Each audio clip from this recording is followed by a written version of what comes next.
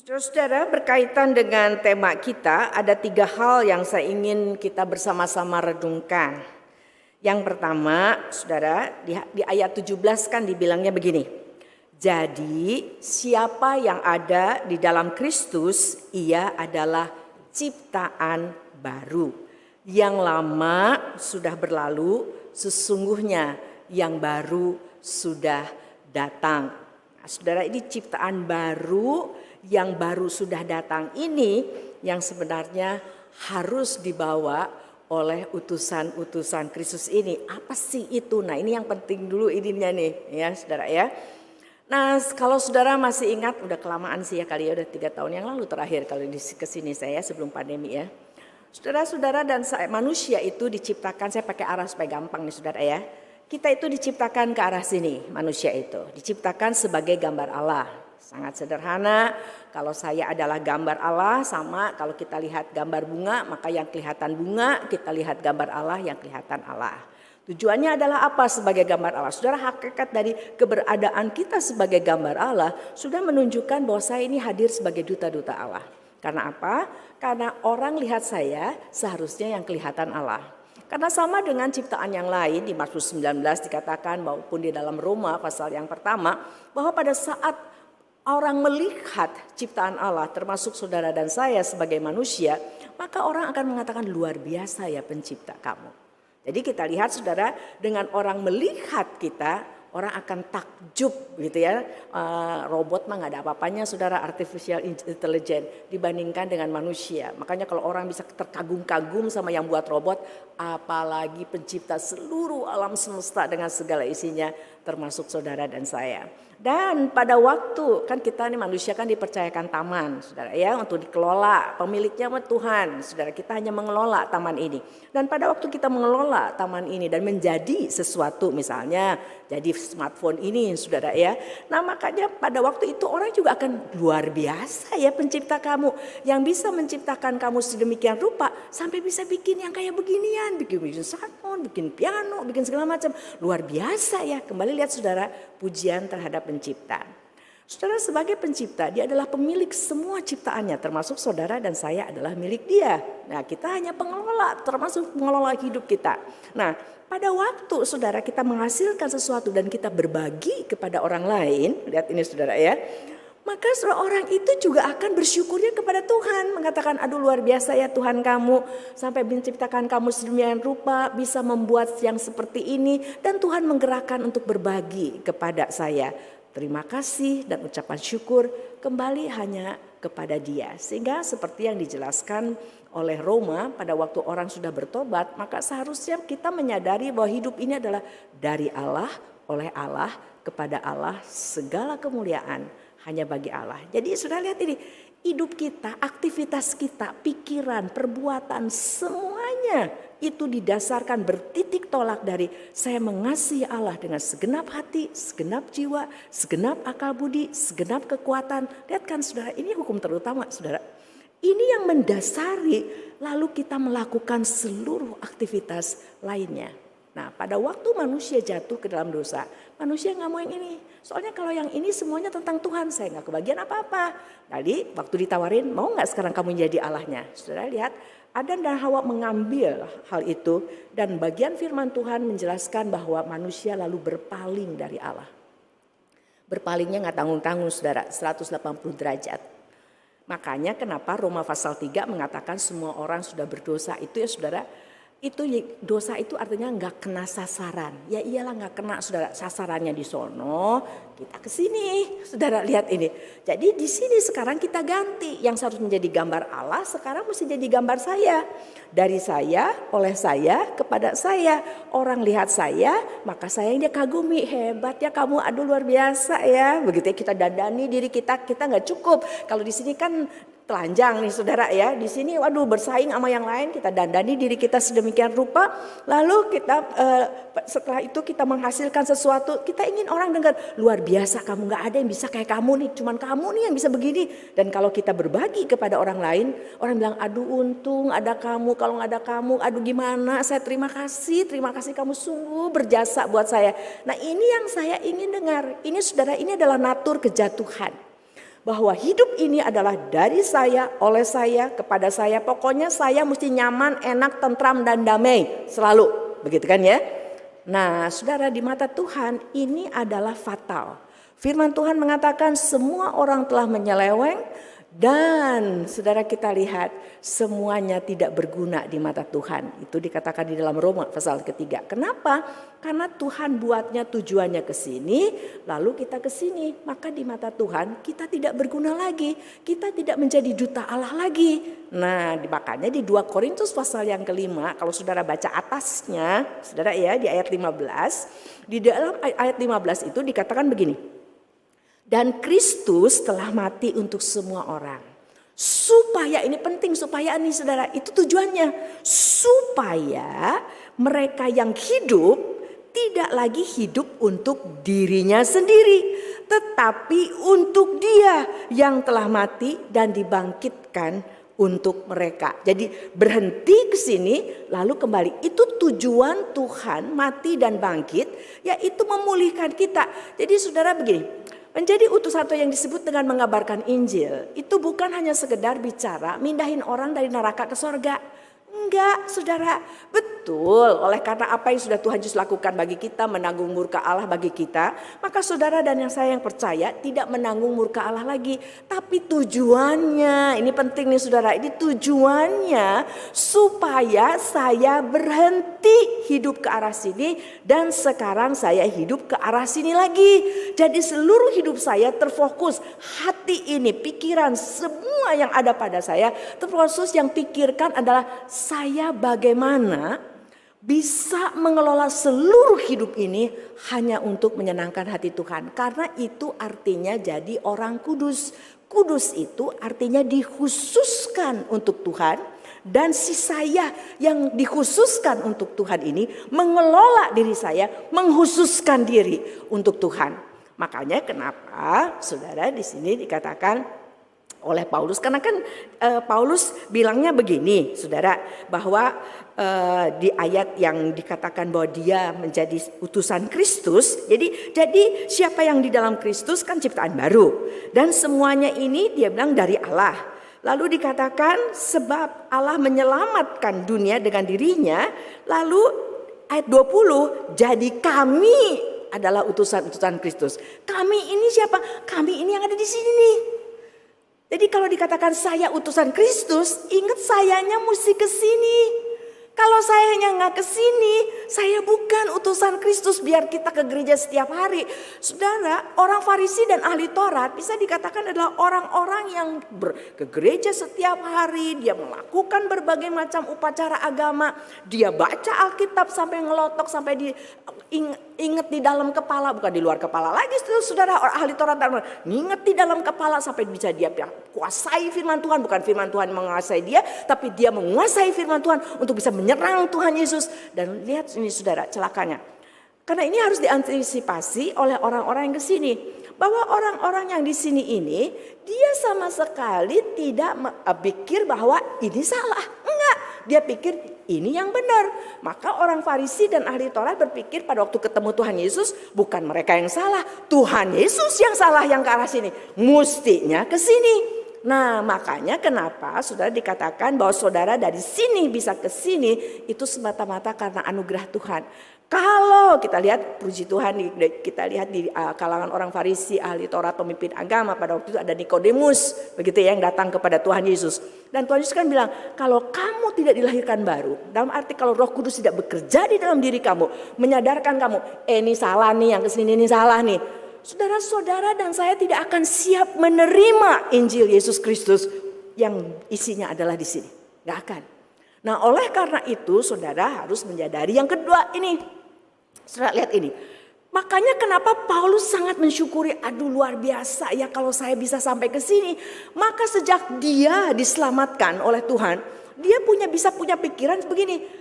Seperti Tuhan Yesus, apa artinya kamu punya seluruh dunia dengan segala isinya, tapi kehilangan jiwamu? Nah, di waktu dia ke sini, Paulus mengatakan semua itu adalah sampah dibandingkan dengan pengenalan akan Kristus. Saudara, saya pikir ini penting sekali dan itu dilihat di dalam Roma pasal 10. Saudara, kalau saya ingin ajak yuk kita lihat saudara. Roma pasal yang ke-10. Mari kita lihat saudara. Roma 10 ayat yang ke-5. Roma pasal 10 ayat yang ke-5. Mari kita lihat bagian firman Tuhan ini.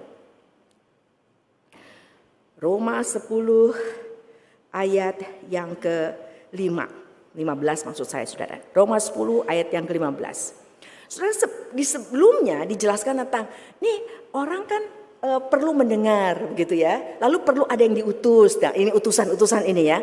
Lalu ada perkataan ini ayat 15. Dan bagaimana mereka dapat memberitakannya jika mereka tidak diutus, gitu kan ya? Seperti ada tertulis, ini kutipan dari Yesaya, saudara.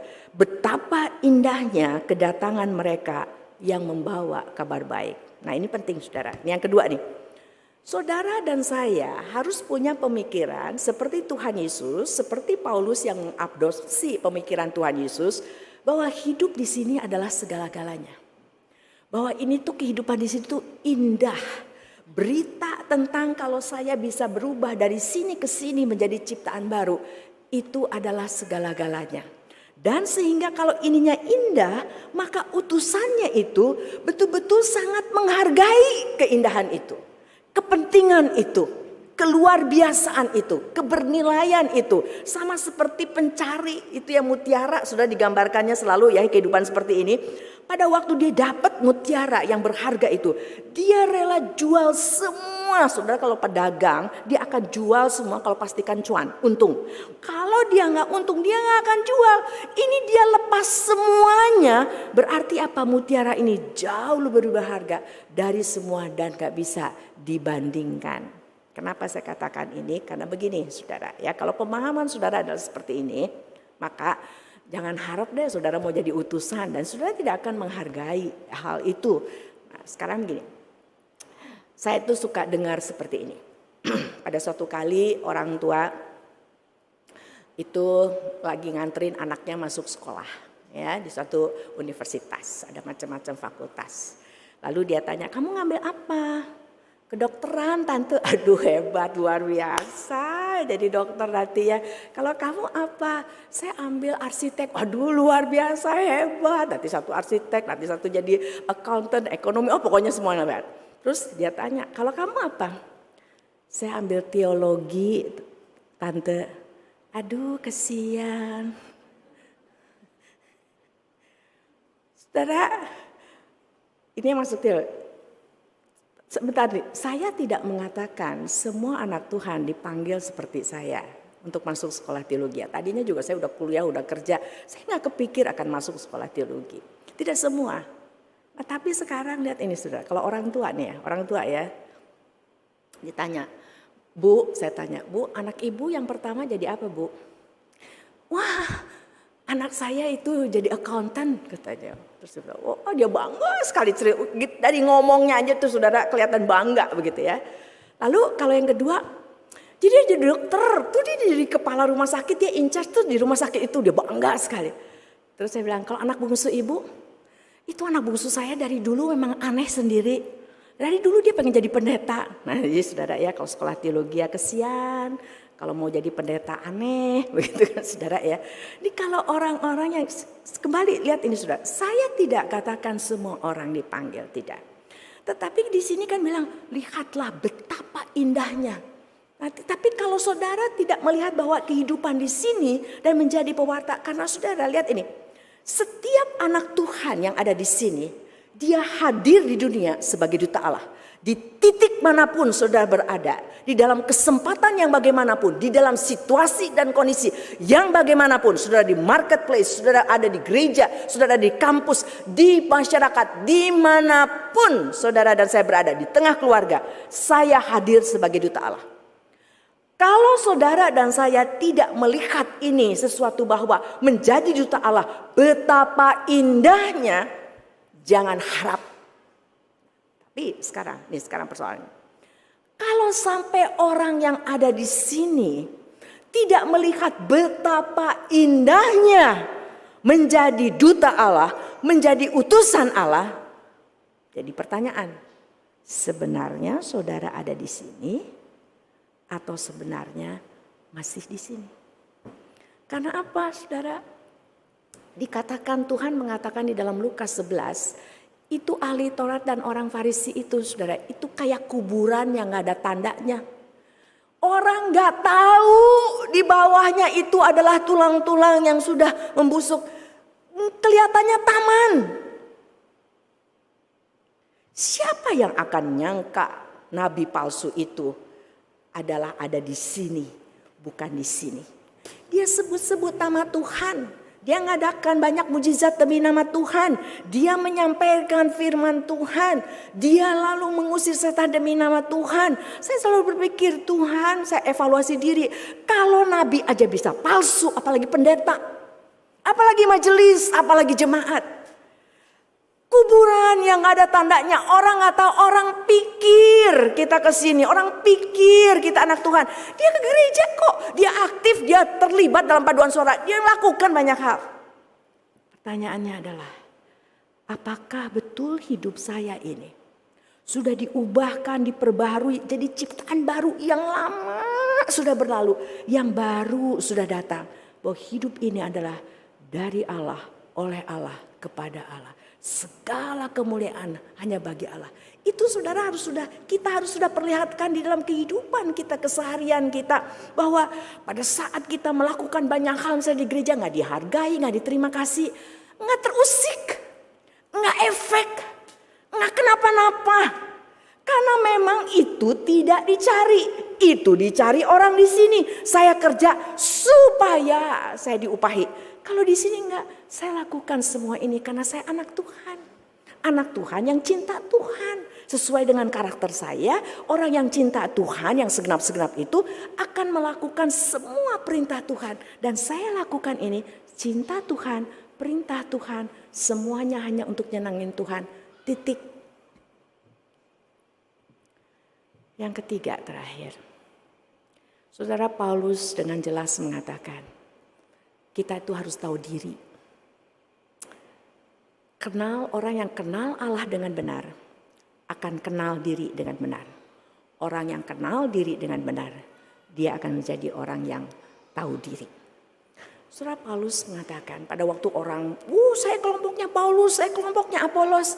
Lalu Paulus bilang, nih ya, dia digerakkan oleh Tuhan untuk menyatakan kebenaran ini. Dalam pelayanan itu, dalam kehidupan kita sebagai utusan Allah. Ada yang nanem, ada yang nyirem. Yang memberi pertumbuhan siapa? Tuhan. Yang penting siapa? Tuhan. Saudara, biar saya jungkir balik berkhotbah kayak apa. Saya gak bisa mempertobatkan, merubah orang dari sini ke sini. Gak bisa. Hanya Tuhan yang bisa merubah seseorang dari sini ke sini. Dan kalau sudah di sini, lalu orang itu biar saya ajar kayak apa, saudara. Ini orang yang bisa bertumbuh hanya karena Tuhan juga. Semuanya saya hanya alat. Kita ini hanya kepanjangan tangan Tuhan. Semuanya adalah dari Allah, oleh Allah, kepada Allah. Makanya saudara, sebagai anak-anak Tuhan, sebagai utusan Kristus, kita tidak akan sok penting. Sok kalau gak ada kita ini gak akan jalan. Sungguh mati saudara. Biarpun siapapun pendiri gereja ini atau pendiri saat, biar mereka gak ada semuanya saudara. Kalau Tuhan mau gereja ini berdiri, gereja ini berdiri. Yang penting Tuhannya, saudara dan saya hanyalah alat yang dipakai oleh Tuhan. Sebagai utusan-utusan Kristus, saudara dan saya harus mulainya begini. Saya udah di sini enggak? Kalau sudah di sini saudara, secara alamiah saudara akan bertindak sebagai gambar Allah. Saudara secara alamiah, natural, saudara akan bertindak, berpikir, berkata sebagai anak Tuhan. Kenapa? Karena ini naturnya udah beda saudara. Kalau saudara dan saya ngaku-ngaku anak Tuhan, tapi masih pola pikirnya di sini, ya kita bisa jatuh. Firman Tuhan juga bilang kita masih bisa jatuh. Paulus aja bilang bukan saya sempurna. Tapi puji Tuhan bahwa Roh Kudus akan ingatkan kita selalu. Karena kamu anak, saya akan hajar. untuk pada saat bisa jadi moralitas baik, tapi tidak hidup untuk Tuhan. Saya akan terus ingatkan, saya akan bentuk. Tuhan janji, ini luar biasa janji Tuhan. Tidak ada siapapun yang bisa merebut lagi dari tangan Tuhan, merebut kita lagi dari tangan Tuhan. Tidak ada siapa dan apapun juga yang akan memisahkan kita lagi dari tangan, dari kasih Tuhan.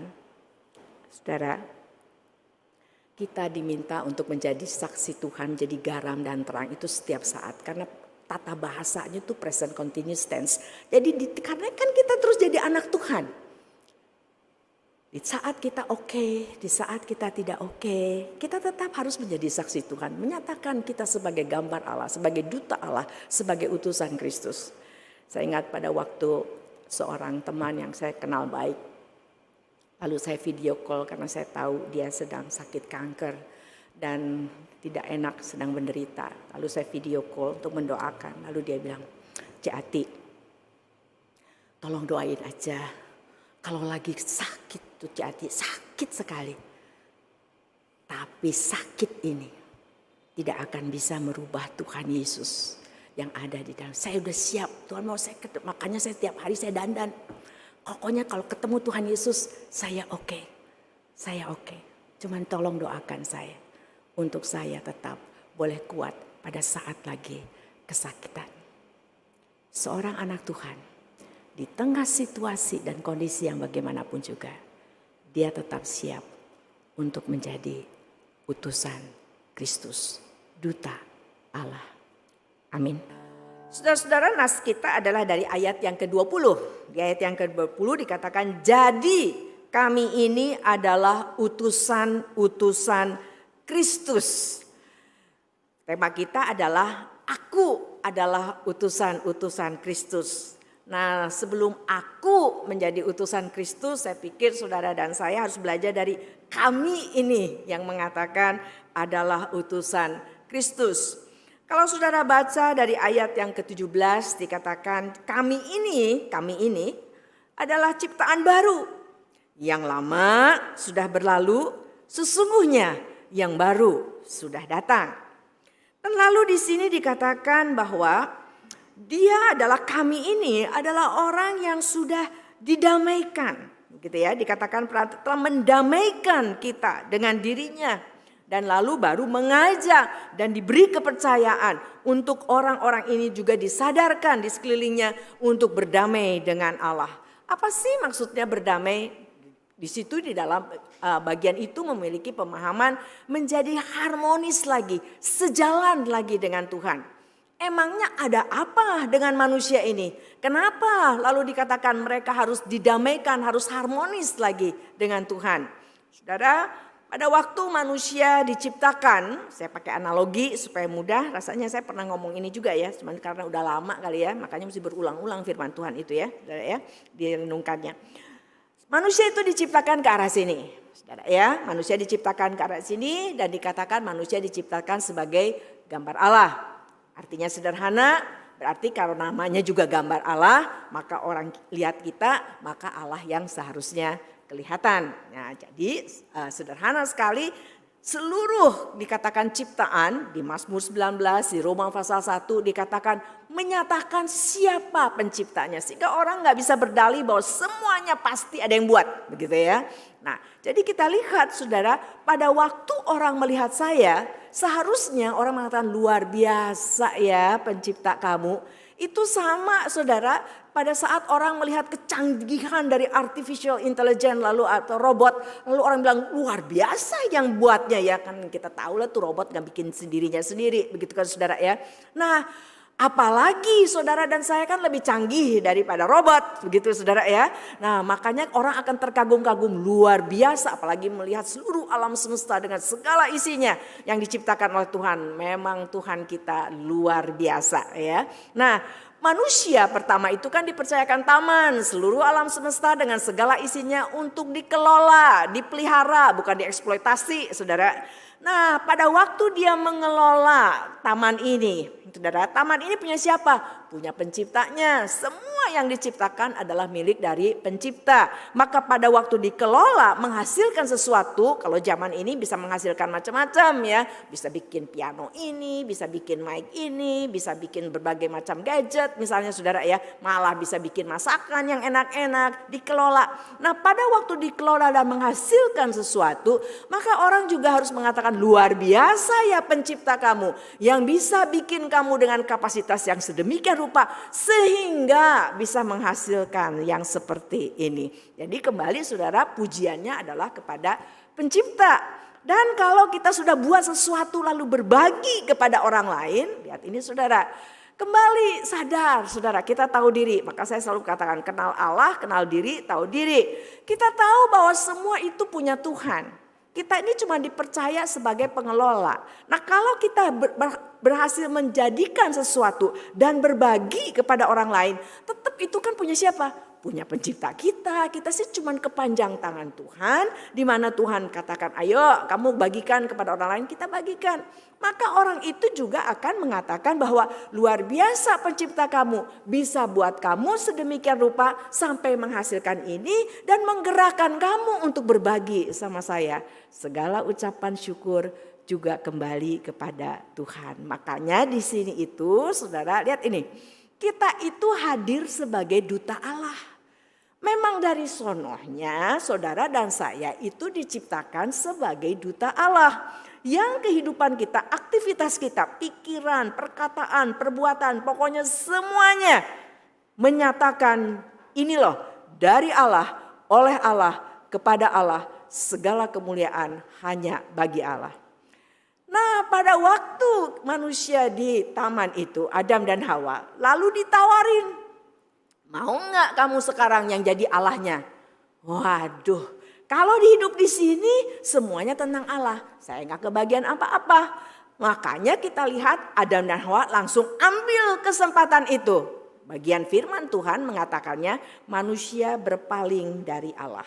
Berpalingnya niat saudara benar-benar 180 derajat mestinya ke sono, kita ke sini. Makanya tadi dikutip dari Mazmur 14 yang juga ada di Roma pasal yang ketiga. Dikatakan manusia ini telah menyeleweng. Dosa itu artinya manusia itu tidak kena sasaran. Sasaran siapa? Sasaran penciptanya.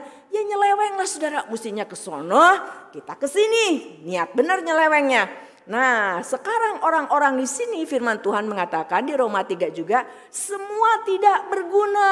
Karena kan tujuannya Tuhan ciptakan ke sini sama kayak pabrik buat kulkas untuk jadi pendingin, lalu untuk menjadi pengawet. Lalu rusak kulkas itu. Nah, pada saat rusak dan tidak berfungsi lagi, maka pabrik itu akan mengatakan ini udah gak ada gunanya. Saudara begitu kan ya. Walaupun bentuknya kayak lemari pakaian, ada rak-raknya lalu bisa dipakai jadi lemari pakaian ya bisa sih. Tapi kan itu dibuatnya jadi kulkas, bukan dibuat jadi lemari. Sama dengan saudara dan saya, saudara itu dibuatnya untuk kesini. Lalu pada saat saudara kesini ya kelihatannya masih kayak manusia sih bisa jalan. Tapi udah nyeleweng, udah tidak berguna bagi penciptanya. Kenapa? Karena di sini saya sekarang nggak mau jadi gambar Allah. Kalau gambar Allah, Allah yang mesti kelihatan. Di sini jadi gambar saya dong. Orang lihat saya, maka orang akan mengagumi saya, luar biasa kamu. Maka kita sangat mementingkan penampilan. Di sini telanjang gambar Allah yang menjadi wibawa ilahi kita. Sekarang di sini kita dandan begitu rupa abis-abisan karena bersaing sama yang lain kan ya. Kita ingin menonjol sampai orang bisa bilang luar biasa kamu ya. Dan saudara, pada saat kita menghasilkan sesuatu yang ingin kita dengar adalah hebat ya loh. Gak ada yang kayak kamu, kok kamu bisa buat begini, yang lain mah gak bisa, kamu paling hebat. Aduh, itu yang ingin kita dengar, kita rasanya aduh senang banget. Dan kalau kita berbagi sama orang lain, kita nolong orang, yang kita ingin dengar adalah luar biasa ya kamu. Aduh gak ada kayak kamu, kalau gak ada kamu saya gimana, ini terima kasih, sungguh terima kasih, kamu adalah segalanya. Nah saudara, sehingga kita lihat kehidupan di sini betul-betul merupakan satu kehidupan yang tidak cocok lagi, tidak sesuai dengan tujuan Allah menciptakan manusia. Maka Yang fatal ini Tuhan Yesus datang, kalau saudara baca ayat yang ke-15 yang di atasnya dari 2 Korintus pasal yang ke-5 tadi. Dikatakan dan Kristus ayat 15 telah mati untuk semua orang. Supaya, nih jangan lupa nih ada supayanya nih, itu tujuannya saudara. Mereka yang hidup tidak lagi hidup untuk dirinya sendiri, tetapi untuk Dia yang telah mati dan telah dibangkitkan untuk mereka. Jadi saudara bicara tentang menjadi utusan Kristus yang membawa pesan Kristus. Pesan Kristusnya bukan gak boleh sampai hanya sekedar bahwa Injil itu mindahin orang dari neraka ke sorga. Enggak saudara, iya betul. Saudara dan saya oleh karena apa yang sudah dilakukan oleh Tuhan Yesus Kristus. Di mana Dia menanggung murka Allah bagi saudara dan saya. Sehingga bagi kita yang percaya kepadanya, kita tidak akan dimurkai oleh Allah lagi. Betul. Tetapi tujuannya bukan berarti lalu oh lah udah masuk, sekarang udah pindah nih dari neraka ke surga, udah kita bisa hidup seenaknya. Enggak saudara lihat tujuannya supaya, ada supayanya, supaya kita berhenti hidup ke arah sini. Kita sekarang kembali dipulihkan hidup sesuai dengan tujuan Allah menciptakan saudara dan saya manusia dari awalnya. Jadi kita hidup ke sini. Nah, disinilah lalu Paulus bilang kami adalah utusan-utusan. Yaitu di sini nih, saya udah di sini nih. Saya hidup adalah dari Allah, oleh Allah, kepada Allah. Dan sebagai utusan, saya rindu menjadi teladan. Karena kita kan tetap hidup di dunia yang sama. Ada yang ke sono, ada yang ke sini. Begitu kan ya saudara. Kita hidup di tengah dunia yang sudah tidak ideal lagi sejak manusia jatuh ke dalam dosa. Tapi di sini kita menjadi teladan. Maka dikatakan di Matius, kamu, kata kamunya itu adalah kamu di dalam tata bahasanya. Kamu karena nggak ada yang bisa yang lain. Kamu yang mana? Kamu yang ke arah sini. Bukan kamu semua ke sini. Enggak saudara. Kamu yang ke sini. Karena hanya kamu yang bisa memberi contoh menjadi garam dan terang. Di mana melalui seluruh aktivitas kamu, melalui seluruh perbuatan kamu. Perhatikan ini saudara. Pada saat orang melihat perbuatanmu yang baik dalam standar Allah. Yaitu saya lakukan semuanya ini karena saya cinta Tuhan. Lihat hukum terutama ya saudara ya. Kasihilah Tuhan Allahmu dengan segenap hati, dengan segenap jiwa, dengan segenap akal budi, dengan segenap kekuatan. Ini kan berarti apa? Semuanya ke sini nih, hati ini. Nah, oleh karena kamu mencintai Tuhan, firman Tuhan mengatakan kamu pasti akan mentaati seluruh perintah Tuhan. Jadi kita lakukan perbuatan baik ini karena saya cinta Tuhan dan saya lakukan ini untuk mentaati firman Tuhan. Dan saudara lihat ayat selanjutnya di Matius itu dikatakan, dan karena itu pada waktu orang melihat perbuatanmu yang seperti itu, Bapamu yang dipermuliakan. Lihat nggak saudara? Oh beda sekali dengan di sini. Kalau di sini saya lakukan sesuatu supaya saya, sifatnya transaksional. Saya baik, kamu mesti baik sama saya. Kalau saya kerja sesuatu, lakukan sesuatu, saya mesti dapat upah. Makanya saudara, kalau kita ada di sini, lalu kita ngaku-ngaku utusan Kristus, bahaya saudara. Karena pola pikirnya adalah pola pikir orang upahan. Bahwa saya itu pada waktu melakukan sesuatu, saya menganggapnya itu jasa. Saudara kalau yang namanya jasa, itu nanti kita akan minta upah. Sehingga kalau misalnya kita mengatakan, saya ini melayani Tuhan. Lalu kita mengalami hal yang tidak enak dalam hidup. Entah kita sakit, kita hidup di tengah dunia yang sudah tidak ideal. Orang bisa jahat sama kita, nipu kita lalu kehidupan tidak selancar yang sebagaimana mestinya. Nanti bisa ngomongin gini, Tuhan kurang apa saya selama ini? Saya udah ke gereja, saya udah aktif, saya sudah begini ngasih persembahan. Kok kenapa Tuhan izinkan saya begini? Cara berpikirnya adalah transaksional. Jadi lalu mogok, gak mau ke gereja lagi. Lalu udah melayani abis-abisan, gak ada yang terima kasih, gak ada yang puji-puji. Mogok, gak mau lagi melayani saudara. Karena apa? Kesini. Karena firman Tuhan mengatakan bahwa orang-orang di sini pertama, dia tidak tahu atau tidak memahami, tidak menyadari, anggap bahwa ini benar. Tidak anggap salah, arah ke sini benar. Orang Farisi sama ahli Taurat waktu ketemu Tuhan Yesus, apa mereka pikir mereka yang salah, Tuhan Yesus yang benar? Enggak, Tuhan Yesus yang salah, mereka yang benar. Dan lalu Tuhan Yesus bilang apa lagi?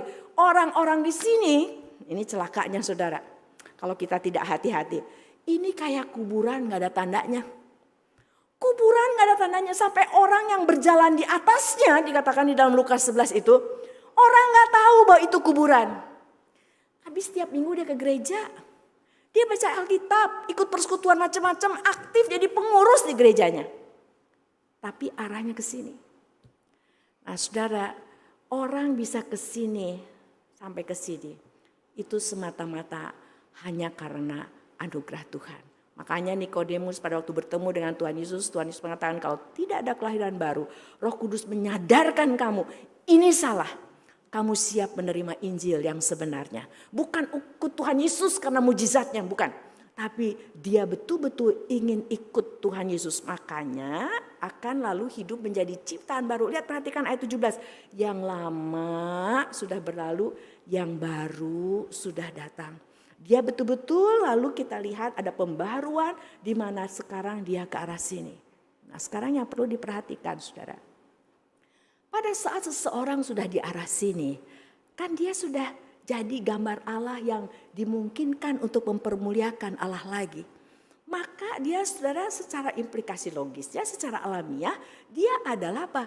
Dia adalah duta-duta Allah. Jadi pada saat kita menjadi utusan Tuhan Yesus Kristus itu, nggak usah pergi dulu diutus-utus dulu ke daerah mana, diutus-utus dulu ke pelayanan yang kayak apa, mesti dibuatin programnya dulu. Enggak, saudara. Utusan Kristus itu ya utusan Kristus. Saya dimanapun saya berada, di titik manapun saya harus menjadi garam dan terang. Makanya saudara pada waktu Kisah Para Rasul pasal 1 ayat 8 mengatakan, kita kalau sudah menerima kuasa ya dari Roh Kudus itu, maka kamu adalah saksiku. Dan yang di sini kan sudah terima kuasa Roh Kudus dong saudara. Makanya saudara dan saya kalau sudah di sini, kalau memang betul sudah jadi anak Tuhan, ya sudah terima dan sudah jadi saksi. Maka kamu akan menjadi saksiku mulai dari Yerusalem sampai ke ujung bumi. Maksudnya gak usah pergi dulu ke ujung bumi baru menjadi saksi. Karena di titik manapun di mana saudara duduk pada saat ini adalah ujung bumi bagi orang lain. Betul gak? Di tempat duduk saudara di titik manapun sekarang ini adalah ujung bumi bagi orang lain. Masa kita mesti ke ujung bumi orang lain dulu baru mengabarkan Injil menjadi saksi Kristus. Tentu orang lain, waduh repot amat ya saudara. Jadi firman Tuhan itu maksudnya apa? Dimanapun kesiapsediaan saudara dan saya untuk selalu available di hadapan Tuhan untuk menjadi saksinya di dalam situasi dan kondisi. Baik di rumah, baik di sekolah, baik di tempat pekerjaan, baik di masyarakat, di marketplace, baik di gereja, dimanapun. Karena apa? Kan saudara sudah diubahkan, sudah menjadi statusnya dirubah menjadi orang kudus. Orang kudus itu artinya orang yang dikhususkan untuk Tuhan dan mengelola hidupnya untuk Tuhan. Itu artinya orang kudus. Nah karena kita ini status sudah menjadi orang kudus, ya memang itu memang mestinya begitu saudara. Sehingga orang melihat kita di dalam keadaan seperti itu. Nah sekarang nih saudara. Saudara dan saya akan melihat keurgensian menjadi duta Allah. Pada saat kita tahu bahwa kehidupan ini adalah segala-galanya. Paulus mengatakan semua adalah sampah dibandingkan kehidupan di sini. Pengenalan akan Kristus. Karena itu yang Tuhan Yesus bilang, apa artinya kamu punya seluruh dunia dan segala isinya. Tapi kehilangan kehidupan di sini ini. Nah makanya saudara, di Roma di situ Paulus mengutip Yesaya mengatakan kehadiran orang-orang yang membawa kehidupan di sini itu luar biasa indahnya. Betapa indahnya mereka yang membawa kabar sukacita itu. Kehadiran orang-orang ini menjadi garam dan terang itu indah. Nah sekarang pertanyaannya, saudara melihat hal ini indah atau tidak? Saudara, saya pernah dengar obrolan antara seorang ibu ya saudara dengan mahasiswa ini calon-calon nih. Dia antar anaknya, lalu ada anak-anak yang lain mau pilih fakultas gitu ya di suatu universitas. Ditanya, kamu pilih mana? Terus yang satu bilang, tante saya mau ambil kedokteran. Wah hebat amat, nanti jadi dokter ya. Kalau kamu apa? Saya arsitek. Oh disebutin deh, ekonomi apa? Wah si tantenya, wah hebat. Kalau kamu apa? Yang satunya terus dia bilang, saya mau masuk teologi tante. Teologi, kesian amat ya kamu ya. Saya tidak katakan semua orang harus masuk sekolah teologi, enggak lah, bukan itu maksudnya. Tapi ada sikap seperti ini loh saudara. Nah ini akan berdampak. Karena kalau orang tua, saya ingat saya ketemu sama seorang ibu, saya tanya anaknya yang ke-1 jadi apa? Oh itu tuh ibu tahu tuh rumah sakit itu anak saya yang pegang tuh, katanya begitu ya. Dia seorang dokter dan dipercayakan rumah sakit itu. Kalau yang 2, dia yang kedua jadi notaris bu, itu tuh ya tahu nggak notaris yang terkenal? Terus saya tanya kalau anak yang bungsu bagaimana? Dari dulu mah dia punya kelainan sendiri bu, aneh. Dari dulu dia pengen jadi pendeta. Jadi saudara tuh yang pengen jadi pendeta itu aneh, yang masuk sekolah teologi itu kelainan, begitu kan saudara, ya kesian deh begitu ya. Ini saudara berdampak, berarti ini orang-orang nanti dianya juga tidak merasa ngapain mesti jadi utusan Kristus, ngapain mesti ngabarin Injil. Kelainan itu aneh, itu ya kesian amat begitu ya. Tapi kalau saudara melihat si sayahnya sendiri, saya kembali ke saudara, bukan maksudnya semua orang harus sekolah teologi, bukan. Tetapi firman Tuhan jelas bahwa semua orang Kristen harus profesional. Kenapa? Di 1 Petrus 3, itu di situ dikatakan bahwa setiap anak Tuhan itu harus selalu siap sedia menjawab semua pertanyaan tentang iman pengharapannya. Lalu jawaban itu harus reason, bernalar. Dengan kata lain apa saudara? Saudara dan saya harus betul-betul memahami kenapa saya jadi orang Kristen. Sekarang pantas gak begini, saudara ya? Saya kan bukan dokter, ya bukan dokter kandungan. Kalau ada orang misalnya nanya kepada saya tentang segala hal berkaitan dengan bagaimana melahirkan, bagaimana. Saudara saya boleh gak bilang gini, aduh maaf ya saya awam. Boleh gak? Boleh kan ya? Kalau saya bukan dokter kandungan, saya bukan dokter jantung. Kalau ada orang nanya tentang obat jantung, lalu terus saya bilang maaf ya saya awam. Orang juga oh iya kalau dia nurut sama saya yang error dia ya saudara ya. Itu bisa karena apa? Memang saya tidak sekolah kedokteran. Tapi sekarang nih saudara ngaku anak Tuhan. Ya, saudara dan saya ngaku orang Kristen. Lalu di luar sana ada yang nanya tentang iman kepercayaan. Kalau Tuhan Yesus tuh siapa sih? Kenapa sih dia mesti datang dari sorga ke sini? Terus saudara bilang gini, maaf ya saya awam. Nanti tanya aja sama pendeta saya. Pantas gak? Kan mestinya kan saudara anak Tuhan. Ditanya tentang Bapak, saudara ditanya tentang iman kepercayaan saudara. Saudara katakan saya gak tahu. Nanti kan orang nanya ini anak apa bukan atau anak-anakan. Nah seharusnya makanya kenapa orang di sini begitu saudara ke arah sini ada kesadaran. Itu alamiah saudara. Makanya firman Tuhan mengatakan kalau ranting itu melekat ke pokok anggur yang benar itu. Maka secara alamiah dia akan berbuah. Maka saudara perhatikan yang dibersihkan adalah yang berbuah. Bukan yang tidak berbuah. Yang berbuah mah cuma kelihatannya melekat lalu dipotong saudara. Tapi yang kesini bisa kelihatannya aja melekat saudara. Tapi yang di sini betul-betul melekat. Maka dia punya kesadaran. Saya ini hidup untuk nyenengin Tuhan. Mana mungkin saya bisa nyenengin Tuhan kalau saya tidak tahu apa yang Tuhan suka dan apa yang Tuhan tidak suka. Maka saya akan belajar firman Tuhan baik-baik. Supaya saya dikuasai oleh firman Tuhan dan saya betul tahu untuk apa sih yang Tuhan maksudkan saya jadi utusan Kristus itu. Lalu yang terakhir saudara. Ingat tadi saya katakan kenal Allah, kenal diri, tahu diri. Paulus ini di 1 Korintus mengatakan, pada waktu orang bilang, wah ini saya lebih senang sama Paulus, wah saya lebih senang sama Apolos. Lalu Paulus bilang, nih ya, di dalam kehidupan ini ada yang nanam, ada yang nyiram. Tapi yang memberikan pertumbuhan siapa? Tuhan. Yang penting siapa? Tuhan. Saudara, saya boleh jungkir balik khotbah setengah mati. Tapi kalau Tuhan tidak bekerja, tidak akan ada satu orang pun bertobat. Tidak akan ada satu orang pun yang menerima Kristus. Tidak akan ada satu orang pun yang tersentuh. Semuanya adalah karya Tuhan. Kita ini cuman alat. Sehingga saudara, kalau kita ngerti ini, kita jadi gak akan sok penting. Kita juga tidak akan lalu, karena begini, di arah sini itu fokusnya kepada hasil. Karena transaksional kan hasil. Makanya nanti kita tanya, ini nanti hasilnya dia udah saya kabarin Injil berkali-kali dia tetap gak mau bertobat. Udahan, karena gak ada hasilnya. Kita ngutus orang begitu ya, lalu gak ada yang bertobat.